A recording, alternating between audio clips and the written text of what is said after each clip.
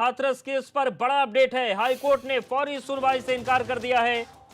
तो हाथरस का जो पूरा मामला है वो न्यायालय भी पहुंच गया है। इन सब के बीच बड़ी खबर, बड़ा अपडेट ये है कि हाई कोर्ट ने फौरी सुनवाई से इनकार कर दिया है। जो तुरंत सुनवाई है वो नहीं होगी।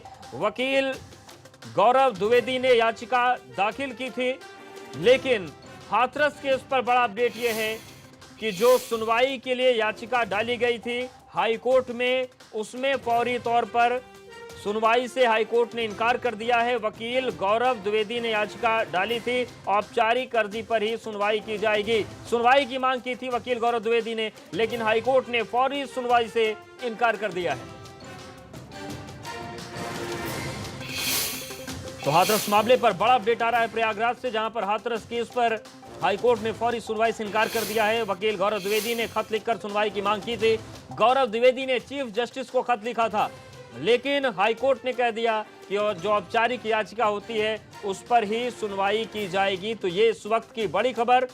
तो हाथरस के मामले पर एक तरफ जो लड़ाई है वो सड़कों पर है, लड़ाई सियासत के पटल पर है, लेकिन तीसरा मोर्चा अब कानून का भी खुल रहा है। हाथरस मामले पर इस लड़ाई को कानून के कटघरे में खड़ा करने की भी कोशिश है। हालांकि बड़ा अपडेट यह है कि हाईकोर्ट ने फौरी सुनवाई से इनकार कर दिया है।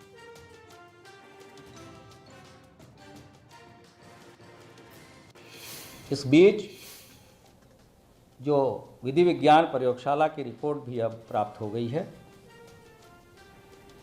जिसमें यह स्पष्ट रूप से बताया गया है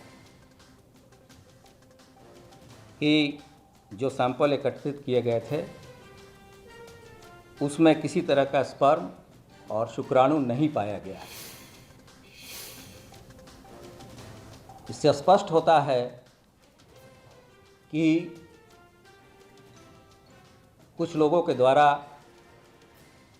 प्रदेश में गलत तरीके से जातीय तनाव पैदा करने के लिए इस तरह की चीज़ें कराई गईं।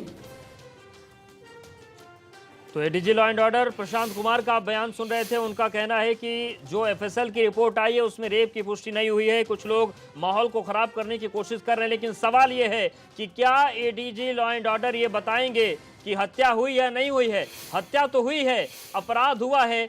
एक पक्ष उसमें सही नहीं निकला कि लड़की के साथ रेप नहीं हुआ था, लेकिन हत्या हुई। और सवाल यही है कि आखिर लॉ एंड ऑर्डर की ये हालत क्यों है। और सवाल यह है कि जो आज स्थिति बनी है दिल्ली से लेकर हाथरस के बीच यमुना एक्सप्रेसवे पर, ये हालात आखिर कैसे सुधरेंगे। और सवाल ये भी है कि सियासत ने जो अपना मोर्चा खोला है वो कहां तक वो सिरा जाएगा। लेकिन उत्तर प्रदेश के ADG law and order Prashant Kumar ने क्या कहा इस पूरी घटना पर, रेप हुआ या नहीं हुआ, एफएसएल की रिपोर्ट क्या कहती है, सुनिए। इस बीच जो विधि विज्ञान प्रयोगशाला की रिपोर्ट भी अब प्राप्त हो गई है, जिसमें यह स्पष्ट रूप से बताया गया है कि जो सैंपल एकत्रित किए गए थे उसमें किसी तरह का स्पर्म और शुक्राणु नहीं पाया गया है। इससे स्पष्ट होता है कि कुछ लोगों के द्वारा प्रदेश में गलत तरीके से जातीय तनाव पैदा करने के लिए इस तरह की चीज़ें कराई गईं।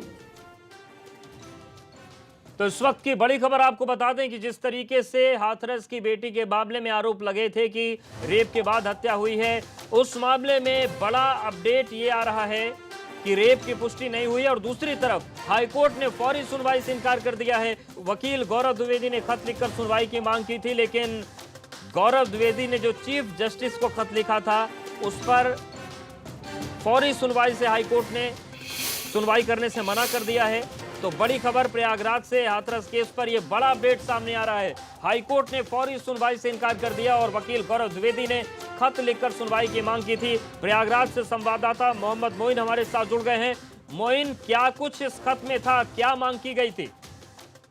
जी बिल्कुल, इलाहाबाद हाईकोर्ट के वकील हैं गौरव द्विवेदी। उन्होंने चीफ जस्टिस को एक लेटर पिटीशन भेजी थी और उसमें ये मांग की थी कि उसमें जो मांगे उन्होंने की हुई हैं उस पर सुनवाई करने के लिए जो लेटर भेजा गया है उसको सो मोटो कॉग्निजेंस लेते हुए एज अ PIL ट्रीट किया जाए और हाथरस मामले में न्यायिक जांच के आदेश दिए जाएं।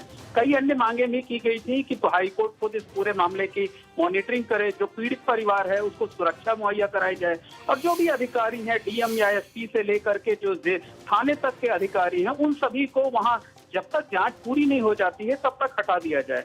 लेकिन हाईकोर्ट ने इस लेटर पिटीशन को नामंजूर कर दिया है, सीधे तौर पर उस पर सुनवाई करने से मना कर दिया है और वकील को ये लिबर्टी दी है कि अगर वो चाहें तो प्रॉपर PIL वो फाइल कर दें। कोर्ट आज से बंद हो रहा है और अब 5 अक्टूबर। बिल्कुल शुक्रिया मोइन जानकारी और अपडेट्स को देने के लिए। तो लगातार तस्वीरें हम दिखा रहे हैं।